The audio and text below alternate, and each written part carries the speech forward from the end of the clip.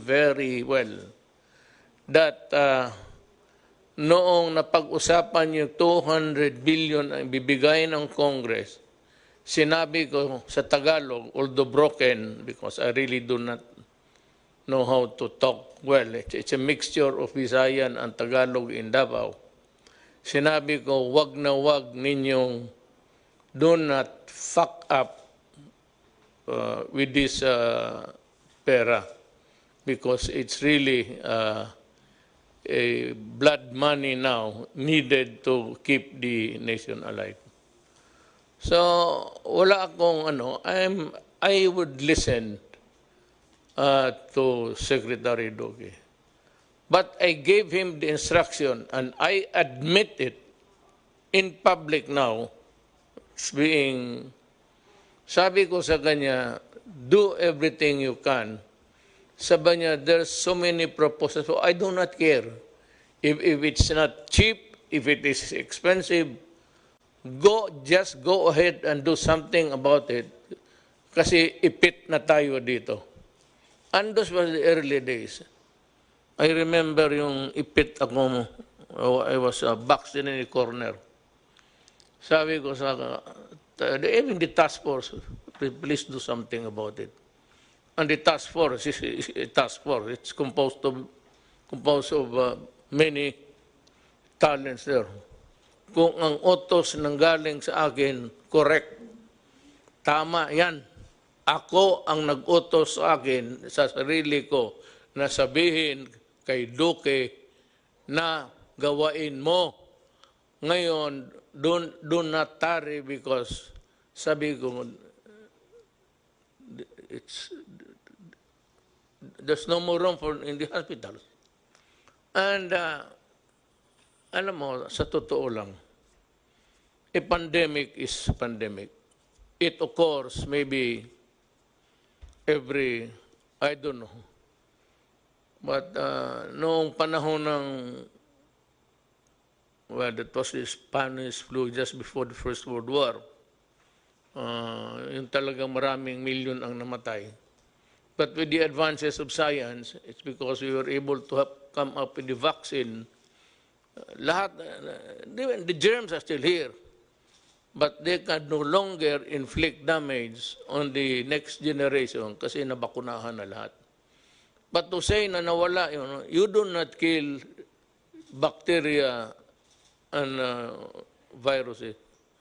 They linger on for as long as mankind is in this planet. Hindi talaga nawawala yan. Sabihin mo yung diphtheria, well, hindi yan. A vaccine cannot kill. It's the body that provides the defense against those microbes. Kaya ito ngayon, wala pang bakuna. So gusto ko lang malaman ng sambayan ng Pilipino na I take full responsibility ng utos ko na magdalian mo. Wala akong pakialam kung saan ka magkuha, magnakaw ka. And I remember saying it, I do not care whether you go and steal, borrow, or kill a person to get what needs to be done. We would want to start with some explanation to be given by Yusek Lau on the purchase of PPEs and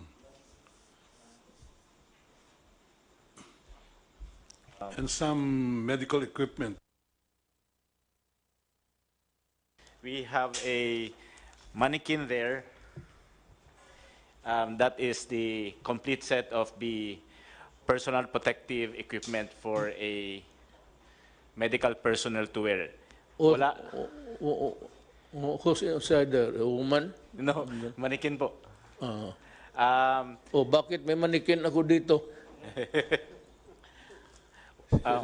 Kulang lang po siya ng ano tawag doon? It lacks the face shield.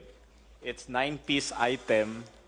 So we start with the The most expensive part is the coverall, yung parang may takip sa ulo. Okay. This is the coverall. It has a blue strip, which is very, this is one of the marks of a very expensive coverall, protection gear. This is what we call as Ebola level.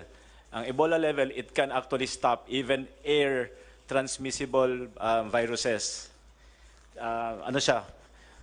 It's lightweight and it's non-woven, may heat seal, even the sewn portion is covered to make sure that pag nagkaroon tayo ng spill, air or liquid, hindi papasok sa balat or sa clothing ng mga doctors.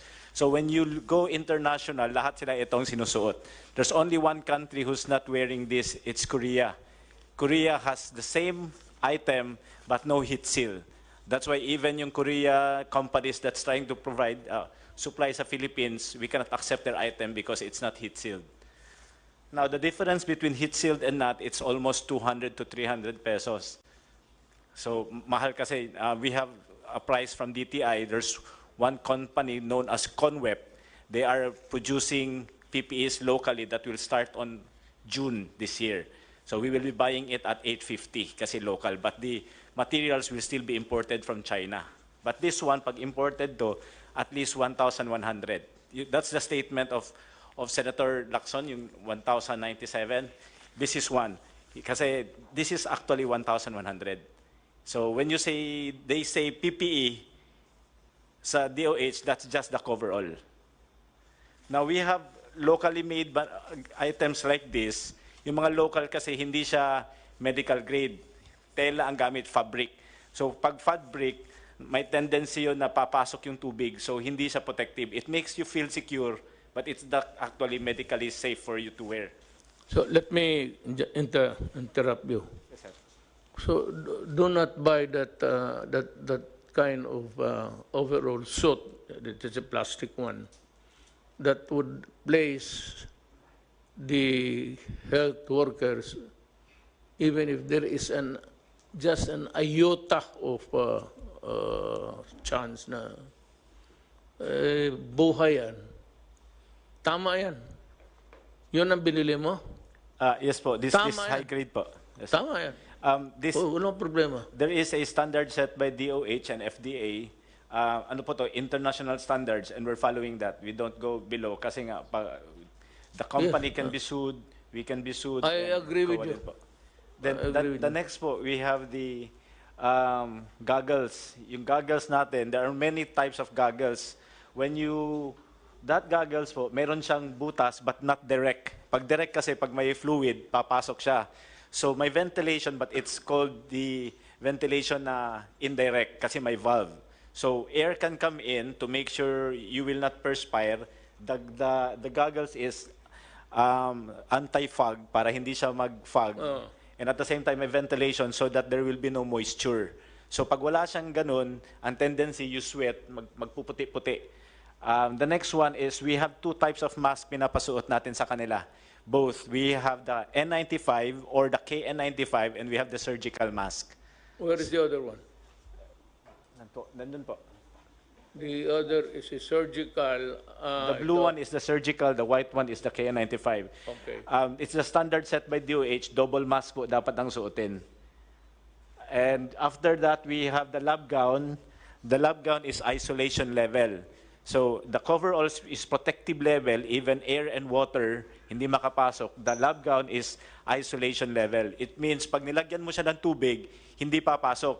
Pag nilagyan mo ng pressure, saka tatagos yung tubig. So there are a lot of cheaper lab gowns, but they cannot pass kasi po pag nilagyan mo ng tubig, tatagos lang. So it makes you feel safe, but medically, if you're not aware, you are risking your life if you do that. Okay, let me again, pardon. Sinong nagbigay ng specification? DOH and FDA po. Okay. So it's more expensive. Yes po, because it has to meet the standards. Ito po lahat naka-standardized. Even the gloves, sir, is it's powder-free, textured and either latex or nitrile. Hindi pwede yung PVC or other types kasi masyadong manipis and hindi medical grade. And ang advantage po lahat ng sinusuot ng mga doctors natin, kahit yung head cover and shoe cover, it does not promote growth of viruses and bacteria, which is very important. Kaya hindi po pwede yung reusable. May binibenta mga reusable sa market. They offer it to us, we send it to DOH. Ang risk kasi pag reusable, pag hindi siya maayos, pwede ka mag-contaminate. That's the explanation to us given by DOH. So it's high risk. Again, I interrupt you. Do not ever do that. Yes, sir. You just throw it away. Yes, sir. If you place a person in jeopardy, he is working, lalo na yung mga doktor, they're fighting for life. Tapon mo na yan. That's the reason why we're spending money. And we will spend money. I said, we can always sell everything that we have. Tapon na ninyo yung, kasi I read. Yes, sir. So sa kanila, yung sabulo, goes into the trash can pagkatapos. Paghubad nila, tapon na sa trash can. I just would like to provide you feedback that the director of UPPGH, Dr. Gap Legaspi, had expressed to me that they are very, very satisfied with the quality and the level of protection that these PPEs provide their doctors. Kaya yung infection rate daw nila bumaba, Mr. President. So that is the same is true for all of our other hospitals who are now using this personal protective equipment. That's why I'd like to thank USEC Lloyd Lau for really ensuring that our healthcare workers, doctors and nurses are fully protected using the level 4 PPEs as we have specified. Pag panahong ito, medyo some say na nag-flat na tayo. But ang problema, the number of cases is going high. Some 14319, 14,319. Sabagay, the only good thing there going in our favor was that the recovery rate is very high. 3,323 ang death, 5 lang bago. Total of active cases 10,000 lang. Ano ba talaga itong, are we on the second, third, fourth, or fifth wave? Or no wave at all? Mr. President, we're actually on the first major wave, major po, of sustained community transmission. Yung pong nabanggit ko na second wave and my assumption, my statement was based on the article that was published by Dr. John Wong of the Epimetrics. Dr. John Wong sits as one of the expert advisors of the Interagency Task Force on Emerging Infectious Disease. And to him, as an epidemiologist, a top epidemiologist, he considers that the 3 first cases in the Philippines, although imported, would represent a minor wave. Maliit na wave lang ho siya, sir. Tapos nagkaroon po tayo ng lull of about a month, the whole of February, and then March, nagkaroon tayo ng mga umpisang reported cases. Alam mo, huwag ka masyadong ano dito, touchy sa mga issues because always there will be pro and cons. Pakinggan na lang natin because this is a democracy. Kaya lang, but democracy, there is the favor of attacks. Issues plus attacking the guy personally. So, alam ko ikaw, you are hard-pressed. And I know your situation. You just tell us if if that is the one that's in your the gray matter between your ears, eh, di sabihin mo, ano, ayaw ninyo maniwala, bahala kayo, basta ito yung akin. So that maybe you should adopt that kind of attitude. So be it. If I committed the wrong, as long as there is no malice there, kaya ito ng expensive. Hearing out now ni Atty. Lau, eh, tama siya. And I would even caution, I said, do not recycle. Because recycle, you have to, yan ang ayaw ko. In recycling, you have to worry whether or not it will cause a new infection. And worse, it would affect the user. Ang user niyan, ang mga doktor. O ang akin lang dito is, I'm looking for, what I'm interested to know is that, is there graft and corruption there? Was dirty money change hands? Kaya talagang, pagkaya na, wala na tayong pinag-usapan, talagang maghiwalay-hiwalay tayo. Pero ang sabi ka lang, nagkamali ka, as it is, yung sabi mahal-mahal ng ano, ito nga yung panahon ng, I said, at the height of the contagion, wala naman akong narinig putang na gustong tumulong. Ngayon sa tayo, sabi, maabot sa akin, meron dito, meron doon. So, sabi ko, papunta, Sibong, papuntahin mo sila dito at dalhin nila yung produkto. Kaya para tawagin natin ang, ibigay natin sa Interagency Task Force. Wala naman. Let me ask you this very crucial question. I just want to be satisfied, really. Ano itong sinasabi nilang mas mura doon at itong ko na mag-asawang spouses ko are the dealers of itong yung nabili ninyo at mahal? Oh, is there really a price difference there or haka-haka lang nila yan? I do not know these two personalities. Ito pong ko. Somebody might know about this couple. Perhaps, I don't know if Yusek Lloyd. Ito yung nagpabili. Ahente. Yes, Mr. President, they have offered to sell. They are owners of, I think, Omnibus. The company is known as Omnibus. They are A manufacturing company. no, they are the exclusive distributor of Sansure in the trading. Philippines. The first document that we have was a letter from them sent to the Secretary of DBM, Madam Avisado, that was sent to PSDBM. Their offer of the mechanical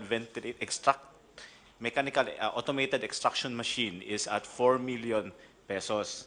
We also have an email from them offering the said item at 4,350,000, which Senator Lacson is claiming that if you buy it direct from Sansure, it's only at 1,750,000. As per record, Omnibus Biomedical Systems Incorporated offered it at 4,325,000, and Guidance Management Corporation sold it at 5,274,423. Filanaserve Incorporated at 7,740,000. These are all domestic corporations selling Sansure equipment in the Philippines. However, during the bid, they did not win because a foreign corporation from Hong Kong-based, which is also an exclusive distributor of Sansure in Hong Kong, sold it to us, yung mga kits. So, natalo po sila sa bidding, kaya hindi sila nanalo. But they are complaining, why are we not respecting their exclusive distributorship? I think it was correct that it reached Sansure Corporation because we were discussing with Ambassador Wang through the Chief of Protocol, Robert Borge, complaining about these issues. The officers from Sansure actually went to the Philippines. I met them last Friday and also yesterday. We met them over lunch at DBM, And we personally requested that if they sell directly to the Philippines, and they're willing to forego of Omnibus, because they were actually negotiating that since they have relationship with Omnibus, can they use it as distributor, and they are willing to reduce the price. I think Omnibus is willing to reduce the price. But I made a statement, categorical express statement, that we are no longer willing to discuss with Sancho if they go through Omnibus, because they were given a chance before when the government really needed it, and they gave us a very high price and threw the ball to us that you can only deal with us because we're the exclusive distributor in the Philippines. So if we allow them to distribute now at a lower price, we're giving them a reward for what they have done before. Now that we can go direct to Sansure, we suggest that we bypass them, because we can get it cheaper. Second, they should pay for what they have done before. Kasi nagipit tayo, hindi tayo makalipad. Kasi meron tayong mga restrictions and all. They're the only ones who are connected to Sansure, and they're selling it at least not less than double the price. And you cannot get it unless you pass through them. I think the same problem with the private sector. Okay. Anybody else? Anybody would like to? Yes, Secretary Roque.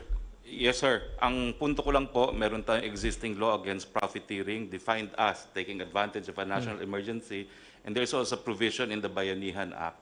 And I think from what we heard from at least Project ARC, no, this is very serious kasi nga, the only source that we can get these PCR machineries and kit is from Sansure now, and there was really almost an attempt to blackmail us into buying something very expensive. No? And that's why I thought baka meron talagang basis para imbestigahan po itong COCOPOL ng NBI, no, for profiteering and hoarding under the special law on anti-profiteering and under the Bayanihan Act. Thank you po. O sige, we will act accordingly in the course of maybe we'll be able to give a statement to the public latest about 3 days. Nakatambak yung papel ko sa opisina, so that everything will be presented to the public in black and white with the corresponding explanations. And NBI should study the matter very, very carefully. Kasi alam mo, itong mga putang inang negosyanteng to, whether it's really an issue of humanity and the greed, yung hoarding na you cannot, it's part of the business practices which you may call not even obnoxious. It's repulsive to the human mind when you start to think about it. But let's look at it on what it is legally. Sans the maybe yung mga suspicion, whether it is like that. After all, it's not easy to charge a person. I still believe in the, if the NBI has the probable cause, then go ahead. But I still believe in the what accruing to government people working, the presumption of regularity in the performance of their duties. Dito na naman tayo sa a more serious problem coming up is the issue of the OFWs coming in. Sa pagka ngayon, meron tayong 24,000 stranded in Manila. And they are stranded in the sense that they are not allowed or they cannot go home because the local governments are not accepting them. So, merong mga pronouncement na ang policy na they will not accept returning OFWs. Ang masama nito, kasi pag ganun ang behavior natin, Secretary Bello says that there are about 302 coming in a short while, and 62,000, 302 and 62,000 are expected to arrive as soon as our airports are open. No, in the, not really confusion, but in the desire to protect their respective territories, ganon man. And I can say that if that is the way they would handle it, like somebody who's really a chieftain of a city or province during a pandemic time, okay yan. Pero alam mo, hindi naman lahat talaga nagkasakit. And it is very cruel actually to deny them to go home. Nandito yan sila sa hotel because they are not, or they cannot go home. First, because of lack of money and resources. So I have instructed, was it last night,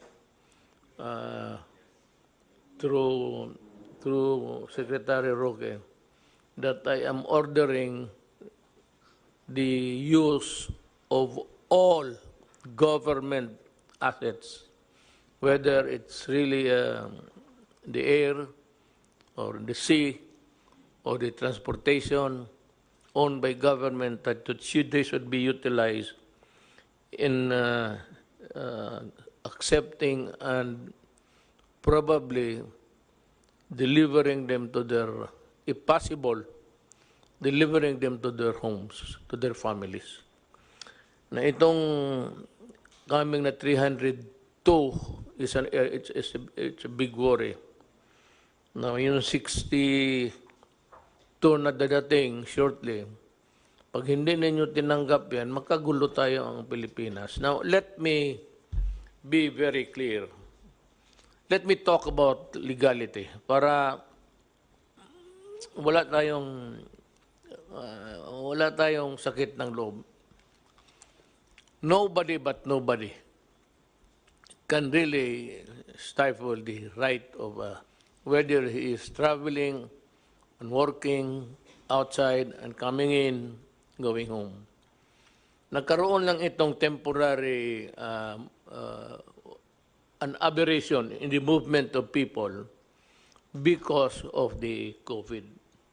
Ito ang sasabihin ko sa lahat. I said nobody but nobody. And only the national government can impose restrictions on travel, because it is the only agency who can declare that there is an emergency of national interest. The issue is national interest. And that power of declaration is not shared by anybody. It's the national government. Ngayon, may mga syudad na ayaw nilang tanggapin. You know, I'm ordering you to accept them, open the gates of your territories and allow the people and allow the Filipino to travel wherever they want. Yung sequestration ng tao o lockdown should dovetail the national policy. Or better still, as not to confuse the people, you are not allowed to unilaterally declare na ganito, you are closing the entry, the egress and ingress ng tao. Mahirap yan. Magkagulo tayo, kanya-kanya kayong...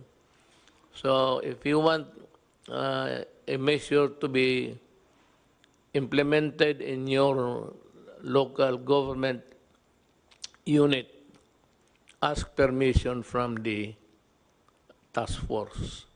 Because, alam mo, it involves many issues.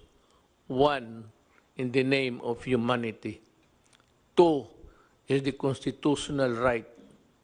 And ito yung pinakamabigat. It is the constitutional right of people to go home, to travel and go home. Do not impede it. Do not obstruct the movement of people because you run the risk of getting sued criminally. Ang agency, because it is the national government who declared there is a national emergency involving a pandemic, an issue of health, that power cannot be shared by anybody else. If you want, as an adjunct of government, maghingi ka ng permiso sa task force. They are the better position really to assess. Kawawa itong 24, so I'm ordering, kasali na yung pera sa, kung may naiwan pa, sa 200 million, gastusin rin ninyo yun para sa pag-uwi ng tao. Because the reason why they are here is connected with the issue of COVID. Nagsiuwian ito, diniport, kasi nga may pandemic involving the entire planet Earth. So the reason why they are deported or forced to go home is because of, well, maybe so as not to have a contagion involving a lot of, in numbers. So, to contain it, ito yung mga ating mga kababayan, pinapauwi. Tanggapin natin sila. Sir, yung pong order ninyo na 24,000 OFWs, lahat po yan ay na-test natin using PCR at lahat po yan ay negative. Kung sakali lang po na may makakalusot na nawala yung kanyang result at siya ay dumating sa LGU ng walang papeles, ang advice po natin sa LGU, tanggapin ninyo at ilagay ninyo sa quarantine hanggang dumating yung kanyang result. Sapagkat yung pong 24,000 po yan ay tested negative po sa PCR. Yeah. Opo. Doubly, more reason really for not refusing to accept them. Kawawa naman. Alam mo, ladies and gentlemen, if you're listening, Pilipino to, kababayan natin. Tanggapin ninyo and provide for sequestration houses if you want. Yung doon sila i-quarantine. Pero hati-hati tayo sa problema. Total, hindi naman kami nagkulang. Whatever you need, we provide. It's just a matter of time. You cannot service the entire 110 million Filipinos at once. That's why I think it's ignorance only on the part of the LGUs. They don't understand, you know. So I think tama ho yung sinabi niyo, we should lecture to them. We should have seminars. I'm willing to give it even via Zoom, di ba? We're doing this anyway for LGUs. We can do it for them. No? We have to educate them. Mr. Well, anyway, President, 4,000 will be home to their own provinces by Thursday. But it behooves upon the Right?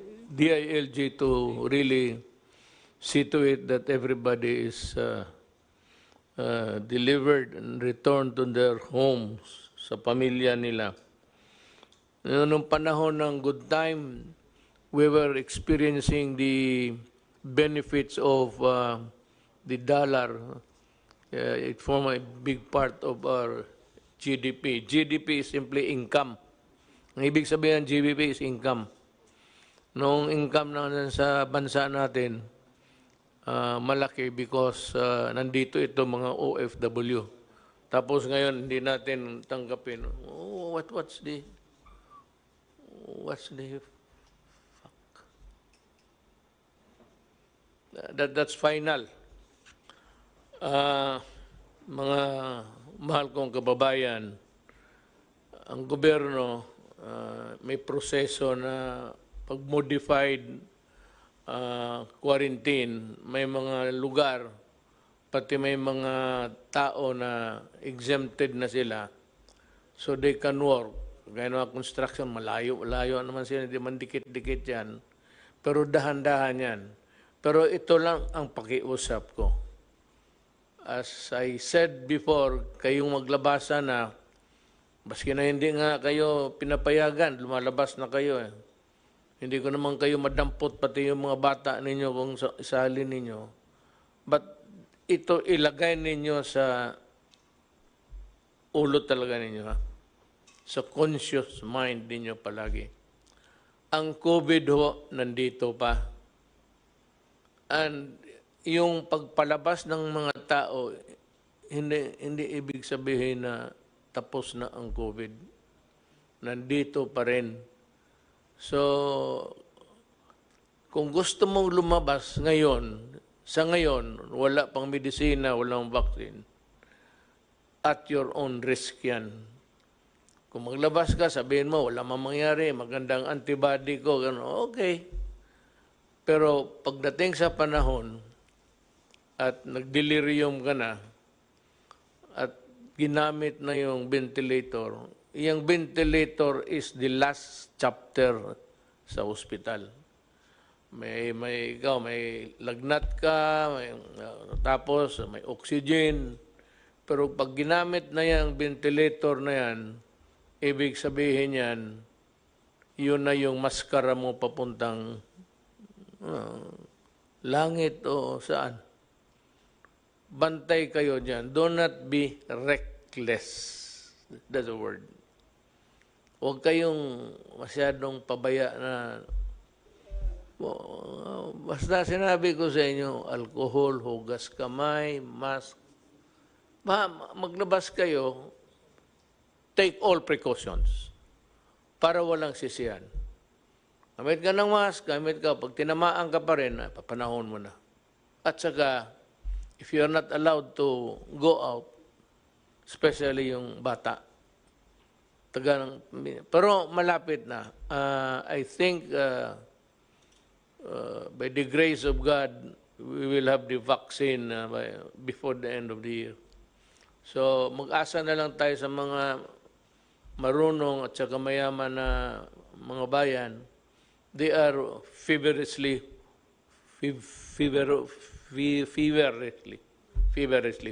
working on it. Pag nandyan na yan, ako na ang magsabi labas na. Pag hindi ka lumabas, hilain kita sa labas, dito ka. Sige, pasyal na kayo. Kaya may bakuna na yan. Bakuna muna dahil tapos bahala na. But without the vaccine, it's really danger. It spells disaster.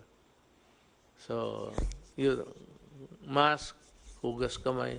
Mga bata, wag muna. Yung opening ng classes, that's a very... I will not allow the opening of classes na magdikit-dikit yung mga bata. No? Bahala na hindi na makatapos. For this generation, wala na matapos na doktor pati engineer. Wala. Kasi hindi na wala ng aral. Laro na lang. Unless I am sure that they are really safe. It's useless to be talking about opening of classes. That's probably bad. Para sa akin, bakuna muna. Pag nandiyan ang bakuna, okay na. So, remember that.